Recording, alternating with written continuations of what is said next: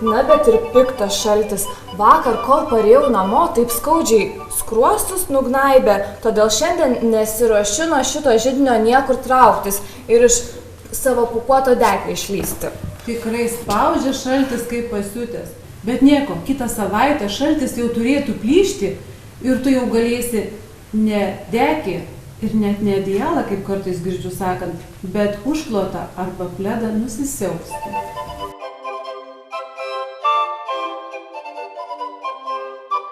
Užklotas arba pledas.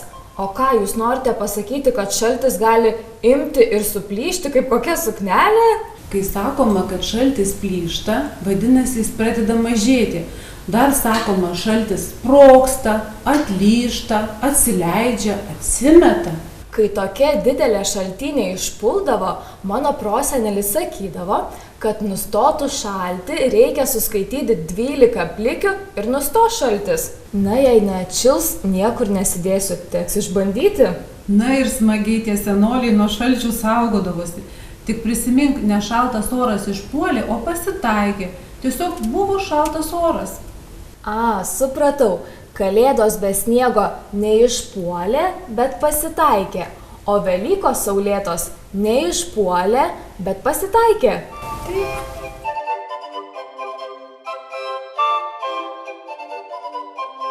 Žinai, anksčiau lietuviai vartojo daug įvairiausių posakių su žodžiu šaltis. Mano močiutė apie nemielą, prastą, nenuoširdų darbą sakydavo šaltas darbas ir baigta. O aš esu girdėjusi sakant, tu viską dirbi lyg šaltais nagais. Taip, šitaip šnekėdavo apie tuos, kurie abejingai, nenoromis darbą dirbdavo. Sakydavo, šaltomis rankomis dirba ir tiek. Pamenu, pas senelius kaime toks vyras gyveno. Jis amžinai prisigalvodavo visokių keistenybių. Tai žmonės sakydavo, kad jam galvoje šalta. Na, neva jis pakvaišęs. O kitas vyras buvo labai skupus, tai jį šaltapinigiu vadindavo. O aš iš vaikystės prisimenu, tokį vyrą šaltbeždžiu vadindavo. O ką tai reiškia? Bailius tai pašiepdavo. Šaltų bezdą sakydavo apie išsigandusi bijantį ko. Na, bet ir prisimastydavo tie lietuviai įvairiausių posakių.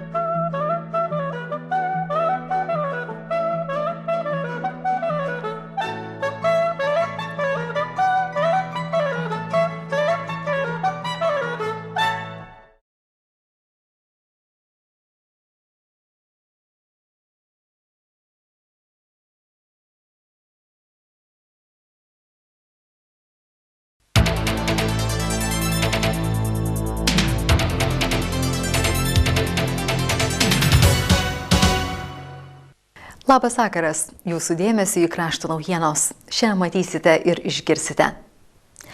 Apklausos atskleidė, ką rajono gyventojai mano apie įvairias gyvenimo sritis.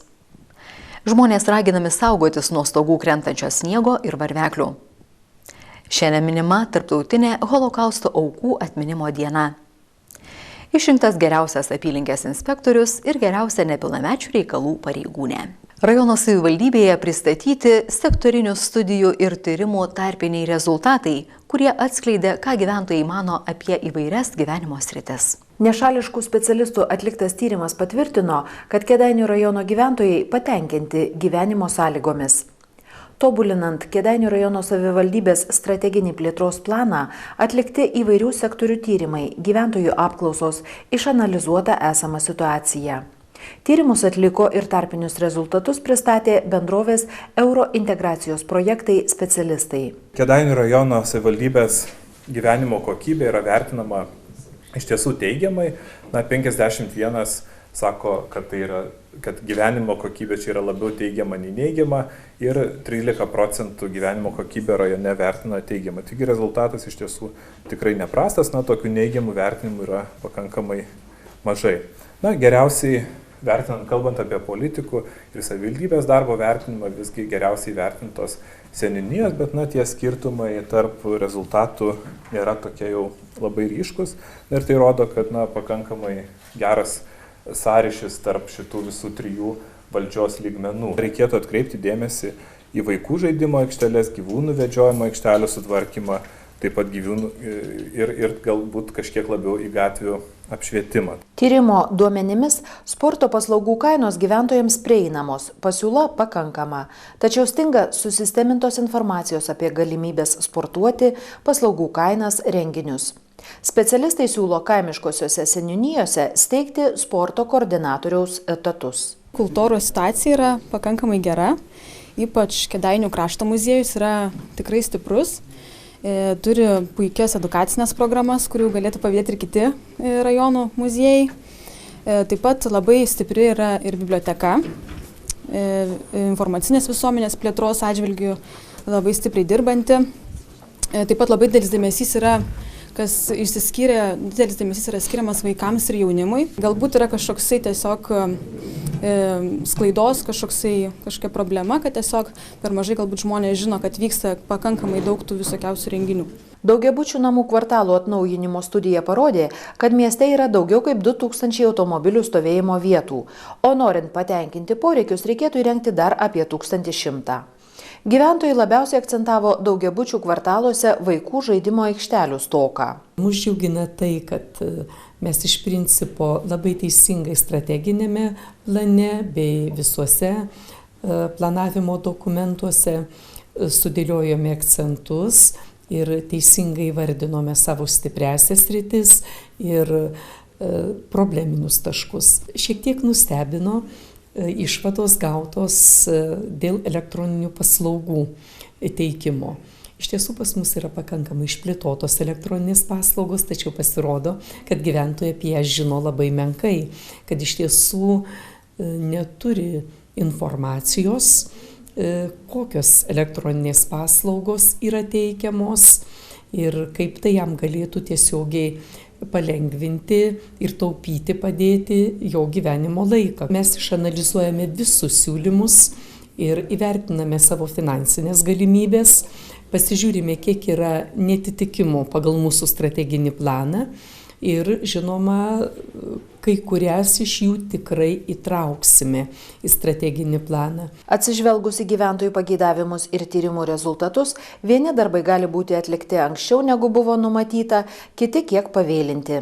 Ant stogų susikaupusi sniegą pastato šeimininkai privalo valyti, nes sniego nuošliaužos gali sužaloti praeivius, aplamdyti automobilius. Pavėluotai atėjusi žiema vieniems suteikė džiaugsmo, kitiems atsirado naujų rūpesčių. Praėjusią savaitę nemažai prisnigo, temperatūra svyruoja, dienomis pašildo saulutė, tad ant stogų susikaupęs sniegas pamažu šliuožia žemyn. Pradeda formuotis varvekliai, kurie bet kada gali nukristi praeiviams ant galvų ir sužaloti arba aplamdyti šalia pastatų stovinčius automobilius. Pasidairius po miestą matyti, kad tokia grėsmė yra ne prie vieno pastato. Todėl kai kurie kėdainiečiai stengiasi eiti toliau nuo pastatų, nuo kurių gali kristi sniego nuošliauža. Matau, kad pavojingai, tai ko aš dabar taip eisiu prie pat. Aš tai matau. Dos per galvą į viskas, kai į darbą nenueisiu. Gal kažką tai priplot, einant. Mačiau, aš jau kelius dienus jie čia. Bet sunku gal nuvalyti juos, gal nepasiekime. O kaip manote, gali sužeisti praeivius? Gali kažkam tai kristi ant galvos. Jeigu atlydys, tai čia, sakyčiau, ir gana aukštai ir sužeisti ne vienas žmogus, jeigu taip papultų, nukristų. Kaip man žalos padarytų toks sniego gabalas nukritęs? Tai jau čia ne vienas atvejis yra buvęs. Šiaip Kėdainiuose tai negirdėjau, bet tai kaip žinių yra buvę. Tai va. O pačiai dar neteko taip Man tai neteko. Dar gink Dieve neteko. Bet iš tikrųjų, kai parodė, tai matau, kad negerai. Kas turėtų pasirūpinti, kad ant stogų susikaupęs sniegas nekristų ant praeivių galvų? Turėtų susirūpinti statinių naudotojai. Statinių naudotojai ir techniniai prižiūrėtojai. Jie turėtų atkreipti dėmesį į padidėjusią riziką ir kad galimas nelaimingas įvykis. Savininkas, turėdamas savo pastatą, jisai turi vykdyti nuolatinius stebėjimus, kad nesikauptų sniegas ir ledas prie sienų, švieslangių, langų ir kitų vertikaliųjų paviršių, o jam susikaupus pašalinti nuo šio paviršiaus. Savininkai turi būti pasiruošę tokiam ekstremaliam atvejam. Turi numatyti, turi patys jie samdytis keltuvus ar kaip tiesiog numatyti, kokiom priemonėm jie gali tai pašalinti. Ar statinio savininkas privalėtų galbūt aptverti šaligatvio teritoriją, kad nekristų praeiviams ant galvų tas sniegas? Taip, be abejo. Jeigu tuo momentu pastebėję, kad yra avarinė situacija ir jie tuo momentu, aišku, kad sunku ten surasti būdą, kaip pašalinti, jie turėtų aptverti ir būtent sudėti spėjamuosius ženklus, kad žmonės pasisaugotų ir tiesiog neitų po tais kabančiais varvekliais. Statinių naudojimo priežiūrą vykdanti specialistė sako, vien šiandien įspėjusi kelių pastatų naudotojus, kad šie privalo nuvalyti ant stogų susikaupusį sniegą ir besiformuojančius varveklius. Jei statinio šeimininkas nesima jokių veiksmų, jam gali būti skirta bauda. Tęsime laidą. Šiandien tarptautinė Holokausto aukų atminimo diena. Ji paminėta ir Kėdainiuose.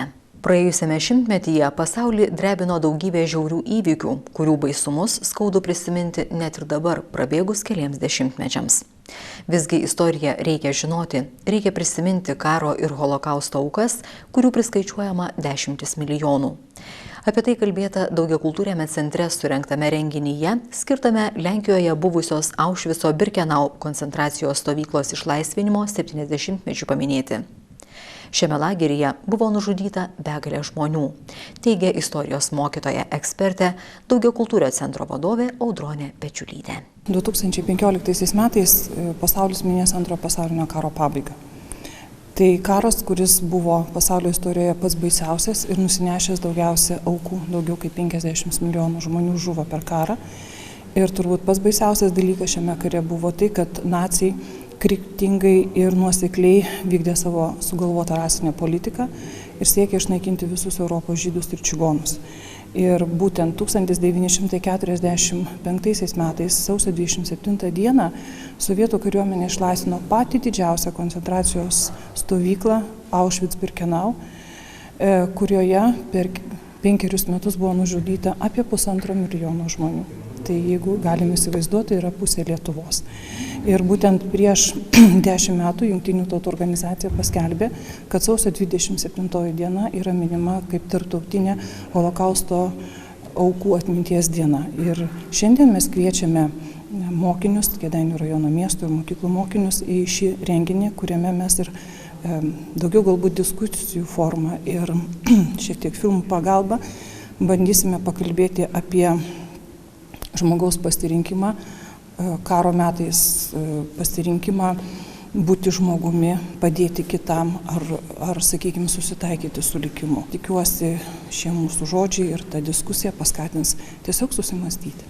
Renginyje dalyvavę įvairių mokyklų moksleiviai sakė, kad praplėsti istorinių žinių akiratį yra įdomu ir naudinga. Tai yra tikrai labai įdomu sužinoti apie praeitį ir apie tas žmonių grupės, su kuriomis elgėsi tikrai netaip gerai. Noriu sužinoti kažką, ko dar nežinau. Praplėsti akiratį, kažką naujesnio. Ką tu manai, ar jaunimas turi domėtis praeitimi ir tais skaudžiais įvykiais, kurie palietė žydų tautą? Manau, kad turėtų žinoti bent jau dalį, kokias buvo seniau. Kaip manai, ar iš tų praeities įvykių galima kažko pasimokyti ateičiai? Galima. Ar dažnai tenka dalyvauti tokiuose renginiuose? Nelabai. O įdomiau ateiti į tokius renginius, negu pamokose apie tai girdėti? Įdomiau. Renginyje pranešimus apie nacių vykdytas masinės žydų ir kitų tautybių žmonių žudynes skaitė istorikai, kvietė atidžiau pažvelgti į dabar Ukrainoje vykstančius kruvinuosius įvykius, kurie parodo, kad mirtį siejančių žmonių yra ir šiais laikais, beje, visai netoli nuo Lietuvos. Ir tik nuo mūsų visų supratingumo priklauso, ar ši tragedija nepareikalaus milijonų gyvybių. kaip buvo 20-ojo amžiaus viduryje. Rajono policijos komisariate išrinktas geriausias apylinkės inspektorius ir geriausia nepilnamečių reikalų pareigūnė. Kauno apskrities vyriausiojo policijos komisariato Kėdainių rajono policijos komisariate jau kelerius metus yra organizuojami konkursai skirti pareigūnams, kurie gerai atlieka savo pareigas, įneša ženklų indėlį, kuriant saugią aplinką rajone. Į geriausio apylinkės inspektoriaus titulą šįsyk pretendavo 5 pareigūnai. Tai prevencijos poskyrio vyresnieji tyrėjai Tomas Martinaitis ir Egidijus Kazakauskas, tyrėjai Valdas Gapšys, Vladimiras Nikiforovas ir Gražvydas Puidokas. Visi jie buvo verti geriausio apylinkės inspektoriaus vardo, tačiau komisija pripažino geriausiu Gražvydą Puidoką, aptarnaujantį Vilainių seniūniją. Teritorija yra nemaža, tai yra Vilainių seniūnija. Kiek žinau, tai yra pagal dydį 3 teritorija rajone, o su gyventojais sutariu, didžioji dalis padeda. Nežinau, gyventojai tikriausiai pasitikė manim. Ar sunkus yra apylinkės inspektoriaus darbas? Nelengvas. Reikia būti ir griežtesniu, ir lankstesniu, ir psichologų pabūti, ir žiūrint kokią situaciją, įvairių situacijų yra. Kokius dažniausiai nusikaltimus tenka atskleisti? Ir vagystės, ir sužeidimus visokius, būna, kad girtauja, susimuša, papuola į ligoninę. Ar dirbant savo darbą tenka kartais rizikuoti savo sveikatą, savo gyvybę galbūt? Taip. Ar pirmą kartą esate išrinktas geriausiu apylinkės inspektoriumi mūsų rajone? Ne. Antrus metus iš eilės esu išrinktas geriausiu apylinkės inspektoriumi rajone. Ką tai jums reiškia? Reiškia tai, kad manim pasitikė tie gyventojai, nes buvo ir gyventojų apklausos, ir vadovybė, vadinasi, pasitikė manimi, kad išrinko. Labai ačiū vadovybei už tokį aukštą įvertinimą ir gyventojams visiems. Rajono policijos komisariate išrinkta ir geriausia nepilnamečių reikalų pareigūnė. Tai prevencijos poskyrio specialistė Gintarė Ivaškevičienė. Ji nepilnamečių reikalais rūpinasi jau 4 metus ir sako, kad šis darbas, nors ir pateikia daug iššūkių, yra labai įdomus. Tiesioginis darbas yra vykti švietimo į mokyklas, bendrauti su mokyklų socialiniais darbuotojais, direktoriais, mokiniais, skaitome mokiniams paskaitas. Kada vaikai padaro pažeidimus, mes juos kviečiamės pas save čia į kabinetą, skiriamos tėvams baudos, vaikams baudos, reidai dažni į savaitę, šiuo metu tai aplamai labai dažni reidai, praktiškai kiekvieną dieną patruliuojama vakarais. Bendraujam su nepilnamečiais, šnekam, pažįstam, domimės, kuo jie užsiima, domimės, kur jie lankosi, žodžiu, nuolatinis bendravimas su nepilnamečiais. Ir jų tėvais netgi. Kaip sureagavote sužinojusi, kad esate išrinkta geriausia nepilnamečių pareigūnė? Be abejo, malonu, smagu, to ir siekiame, nes ir tas darbas. Tai smagu, kad tai vertina galbūt dalis ir švietimo įstaigų, su kuriuom tu bendrauji. Tai vadinasi, tas darbas nenueina veltui, tas bendradarbiavimas yra toksai abipusis smagu. Toks įvertinimas yra smagus. O pirmą kartą toks įvertinimas jums? Pirmą kartą. Šiaip esu skatinta, apdovanota, bet geriausia nepilnamečių pirmą kartą. Po krašto naujienų jūsų dėmesiui sužvarbęs kalbos rėtis. Pikto šalčio nugnaibytos laidelės autorės Rūta ir Akvilė aiškinsis, šaltas oras išpuola ar pasitaiko. Kviečiame likti kartu ir sužinoti. Gero jums vakaro. Sudie.